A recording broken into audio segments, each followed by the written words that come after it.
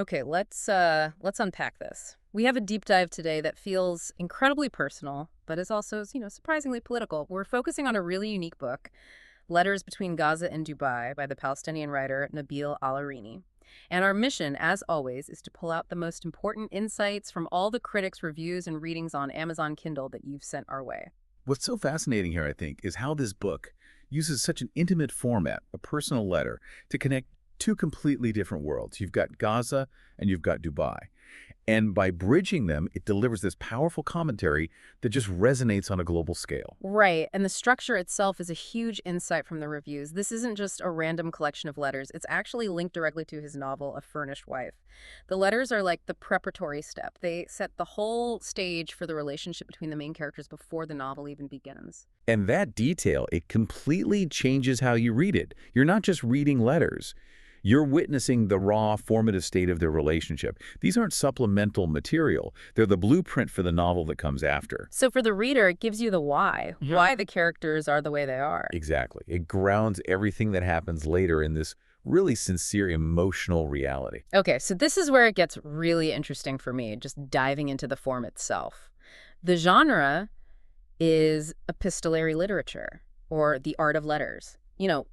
We talk about novels, short stories, but this specific form, the critics all note that it's almost extinct. That's the perfect place to start. We have to ask the question, why did it nearly vanish? Is it just too difficult, or is it something else? The reviews seem to point in two directions. They do. The first is, yes, the technical difficulty. Right. Trying to build character, plot, and all this emotional weight just through letters. It's a real high-wire act for a writer. Okay, that's the craft side of it. But the second reason is about us, about our behavior, right? The critics suggest it's just become, an outdated way of being human in the age of instant messaging. Precisely. Think about it. A letter takes days, maybe weeks. It demands reflection. Our phones give us information in milliseconds. It's speed over substance. We send these rush texts, quick reactions. And a letter forces you to slow down. Yeah. You have to really think about your feelings, clarify your points, maybe edit your anger before you put it on paper. But I have to ask, in a crisis situation like the one Nabil Al-Arini is writing from, is that slowness really a good thing? Doesn't that delay that reflection, risk losing the immediate urgency of the struggle? That's a great question. But what the critics emphasize is that the art of the letter, it transforms that urgency into resonance. A rushed, despairing text is gone in a flash. But if you spend 3 days crafting a letter about that same despair, by the time it reaches Dubai, it has the weight of real contemplation. It elevates it from a complaint to this powerful, reflective statement. So for you, the listener, understanding that slowness is really the key. It's the mechanism that lets the author weave together these two massive themes, this deep personal longing and some really sharp political analysis. Which brings us right to the content. And calling these letters romantic is, well, it's a massive oversimplification. The reviews make it clear they are this complex tapestry of longing, sure, but also reproach, contemplation, and a really critical analysis of the Palestinian political situation, all seen through the eyes of these two lovers. The geographic contrast is what really drives the tension, and the critics point this out again and again. You've got Gaza under what's described as a suffocating siege where life is about pressure and scarcity. And then you have Dubai, which represents stability, opportunity, maybe safety in comparison. And the book uses that tension so effectively. The tiny details of daily life become political. The lover in Gaza might write about trying to get medicine or the power being out again. The lover in Dubai might respond with their own struggles navigating bureaucracy or the anxiety of watching from so far away. So it's not that their problems are equal, but that they're connected. One person's experience of being in the diaspora is shaped by the other's experience of oppression. Their private pain becomes a stand-in for the whole national situation. That's it, exactly. And the language is described as being incredibly honest, highly sensitive. That sincerity lets the writing do something really important. It moves the story from the private, this one couple's separation, to the public.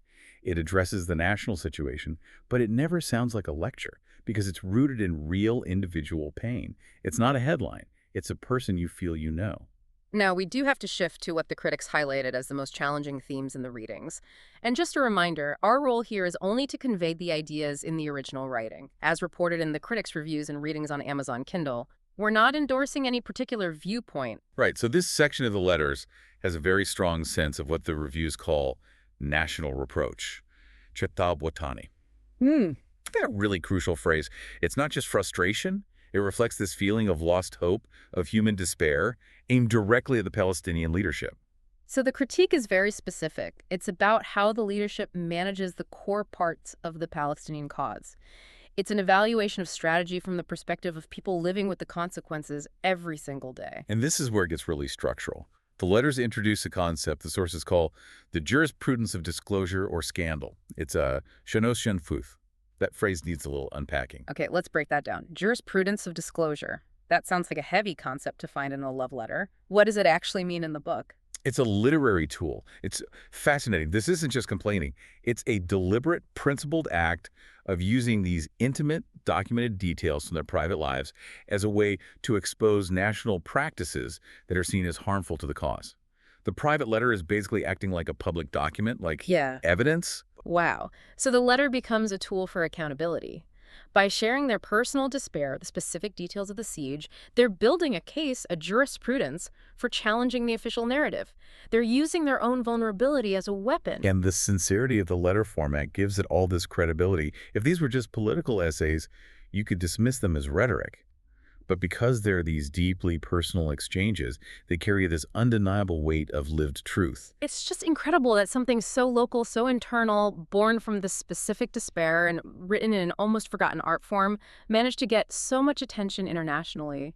Shifting focus now, what was it that made this story resonate so widely? Well, the reviews make it clear it had a huge impact. Yeah. The English version of the book received a really prestigious award from the International PEN organization. It was in the Wales International PEN competition. That tells you the themes, love, separation, the fight against political stagnation, are universal. And this is where modern platforms gave this old form a new life. The book got a ton of attention on places like Wattpad, Kindle, and Goodreads. It did. The digital world gave this near-extinct form a global megaphone. But it wasn't just organic, was it? There was a strategy. A very smart one, noted in the reviews. The letters were shared by influencers, writers, and critics on social media. And, crucially, they were recorded as audio performances in both Arabic and English. That dual language audio is brilliant. It means all the emotional nuance, the cultural subtext that you might miss in a silent reading, you get it right away through the performance. It helps a non-Arabic speaker feel that national reproach directly. It absolutely maximized its reach. It ensured that this private conversation, which became a public disclosure, reached the widest possible audience. Okay, we need to bring this back now. Connect this literary success to the author's actual reality. Nabil Al-Arini lives in Gaza under what the reviews consistently describe as a suffocating siege. And this reality directly affects him. It's a profound and tragic irony. His words are traveling the globe, but he physically cannot. Because of the closure, the siege, he won't be able to participate in the Cairo International Book Fair in 2026.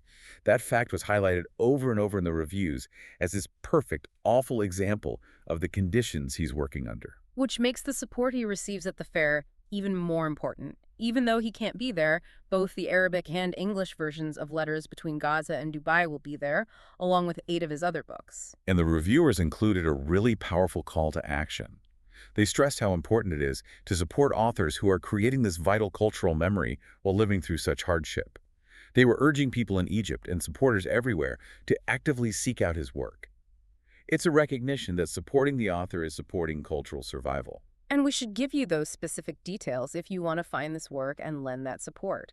The Cairo International Book Fair runs from January 21st to February 3rd, 2026. You can find his book in Hall 4, Wing 23C, with Dar Al-Samah for publishing, distribution, and translation. The consensus from the critics is clear. This book is a vital piece of our cultural memory. It revives an art form that demands sincerity, and at the same time, it reflects the deepest human concerns under duress. It's a testament to art finding a way to speak the truth, no matter the barriers. So we dove deep into the world of Nabil Al-Arini, and we discovered that the art of the letter, this almost forgotten form, is having a powerful revival.